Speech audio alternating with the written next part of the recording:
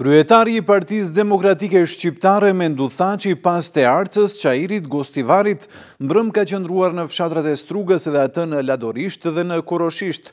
Thaçi edhe në këtë takim ka folur për antarëve dhe simpatizantëve të PD-s në këto lokalitete lidhur me situatën politike në vend. Stema që doli një ministër shqiptar dhe në tha se është stem shqiptar, është një ndër kapakët apo kremi ideologjisë shmendur të Maqedonasëve për ta ngritë shekullin 21 Maqedoninë si shtet e ditë të tyre. Po ku qëndron problemi jote? Armën të cilën ata e përdorin kundër nesh, brenda këtu dhe parabashkësisë ndërkombëtare, fatkeqësisht arma e Maqedonasëve është shqiptare.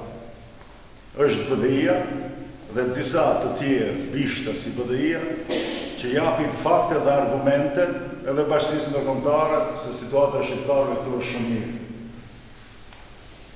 Nuk dua t'ju bëj pesimist, po dua vetëm të tjerët që komunikoni t'i bëni pak më realist. Situata do të vazhdoj të përsohet edhe më tepër.